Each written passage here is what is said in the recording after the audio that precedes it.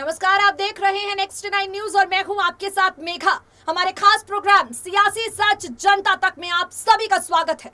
आप सब जानते हैं इन दिनों महाराष्ट्र में क्या कुछ चल रहा है और आज महाराष्ट्र की सियासत का एक बेहद बड़ा रूप हम आपको दिखाने वाले हैं। एक ऐसा रूप जिससे झटका उद्धव ठाकरे को भी लगेगा, एक ऐसा रूप जिससे परेशानी नवनीत राणा को हो सकती है तो वहीं सोचने पर विवश प्रधानमंत्री नरेंद्र मोदी हो सकते हैं। आज का जो दिन है वो अपने आप में काफी ज्यादा खास है क्योंकि आज मनसे प्रमुख राज ठाकरे ने पुणे से हुंकार भरी है। मनसे प्रमुख राज ठाकरे ने पुणे से एक रैली को संबोधित किया है। आप सब जानते हैं राज ठाकरे, ये वो नाम है जिसने मस्जिदों पर लगे लाउडस्पीकर से अजान की आवाज को लेकर एक सवाल उठाया। ये सवाल राज ठाकरे की आवाज के साथ एक बड़ा मुद्दा बन गया। इस मुद्दे ने महाराष्ट्र में जो आग लगाई उसकी चिंगारी उत्तर प्रदेश से लेकर दिल्ली तक महसूस की गई। तो राज ठाकरे को कमतर आंकना अपने आप में बेवकूफी होगी। खैर,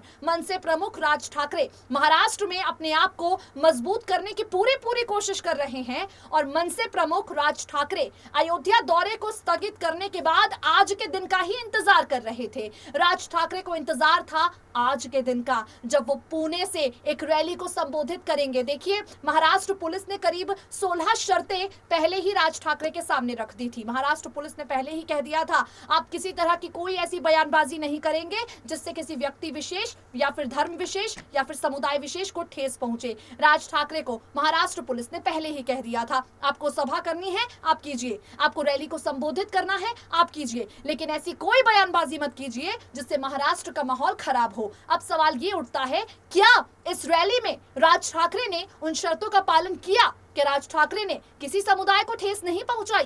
कई तरह के सवाल हैं और सवाल उठते रहेंगे, लेकिन राज ठाकरे के एक बयान ने उद्धव सरकार पर एक ऐसा सवाल खड़ा कर दिया है जिसका जवाब देने के लिए खुद उद्धव ठाकरे को ही सामने आना पड़ेगा।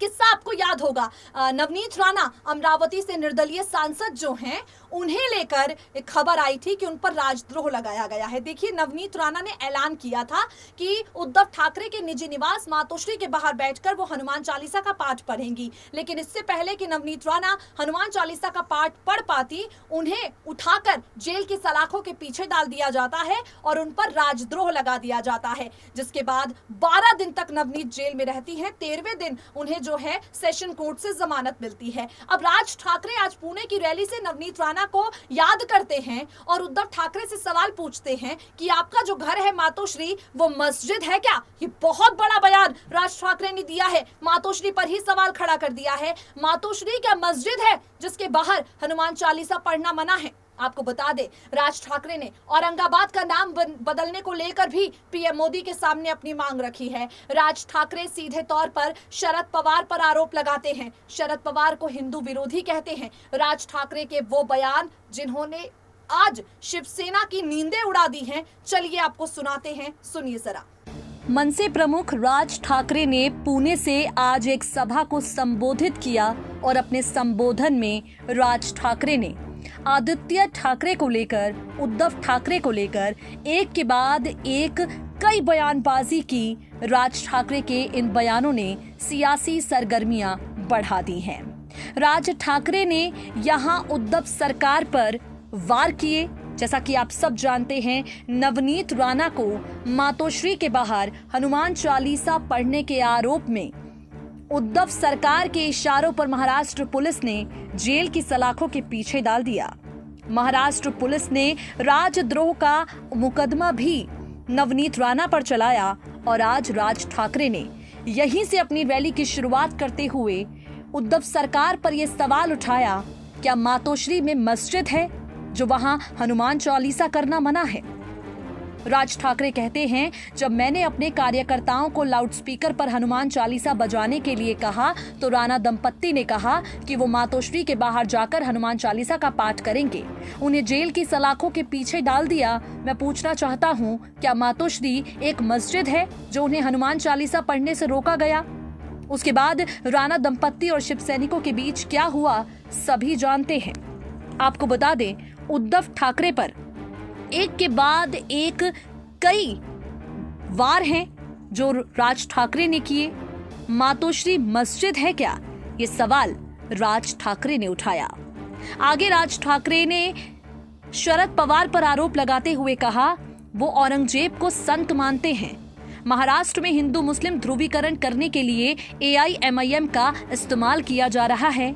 जो छत्रपति शिवाजी के शत्रु औरंगजेब की कब्र पर फूल चढ़ा रहे हैं, उन्हें शर्म नहीं आ रही। किसी के कुछ कहने और करने से इतिहास नहीं बदलेगा। आपको बता दें, यहाँ पर राज ठाकरे ने प्रधानमंत्री नरेंद्र मोदी के सामने भी कई तरह की मांगे रखी। राज ठाकरे ने PM मोदी से औरंगाबाद का नाम बदल देने के लिए कहा। सीधे तौर पर राज ठाकरे ने PM मोदी को लेकर कहा, मैं प्रधानमंत्री नरेंद्र मोदी से अनुरोध करता हूं कि जल्द से जल्द समान नागरिक संहिता लाएं, जनसंख्या नियंत्रण पर भी कानून लाएं और औरंगाबाद का नाम बदलकर संभाजी नगर कर दिया जाए। यहाँ पर राज ठाकरे ने अपनी अयोध्या यात्रा के बारे में भी बात की और कहा, मैंने 2 दिन पहले अपनी अयोध्या यात्रा स्थगित करने के बारे में ट्वीट किया। मैंने जानबूझकर बयान दिया ताकि सभी को अपनी प्रतिक्रिया देने का मौका मिल सके। जो लोग मेरी अयोध्या यात्रा के खिलाफ थे, वो मुझे फंसाने की कोशिश कर रहे थे। मैंने इस विवाद में पड़ने का नहीं फैसला किया। राज ठाकरे अपनी इस रैली में एक के बाद एक और भी कई बातें कहते हैं।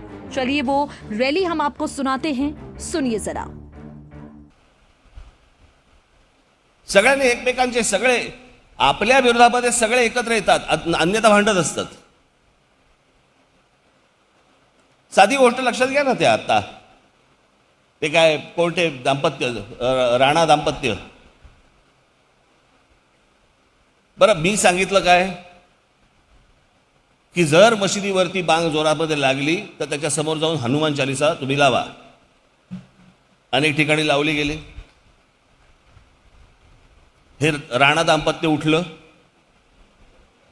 आणि मातोश्रीवरती जाऊन तिकडे हनुमान चालीसा म्हणणार। अरे मातोश्री बंगला काय ती काय मशीद आहे का?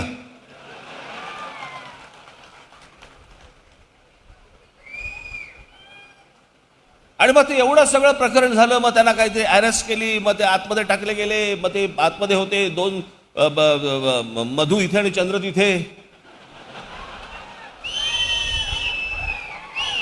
आणि मग या सगळ्या गोष्टींमधनं ते सगळे परत मग एकत्र आले, मग त्यांना सोडण्यात आलं। शिवसेनेकडनं काय वाटेल ते बोलण्यात आलं त्यांना, ते पण काहीतरी वाटेल ते बोलत होते शिवसेनेवर। एवढा सगळा राडा तुम्ही सगळ्यांनी टेलिव्हिजनवरती पाहिल्यानंतर लडाखमध्ये ते दाम्पत्य आणि संजय राऊत एकत्र जेवताना दिसले।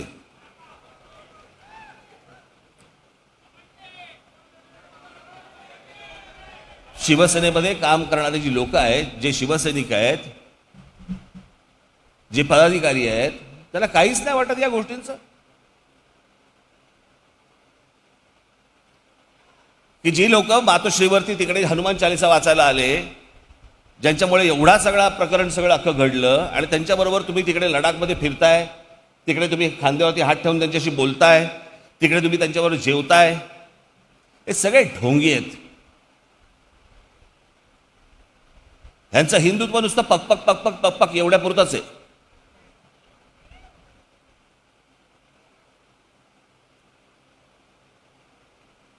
याला दुसऱ्या गोष्टी नकोयत।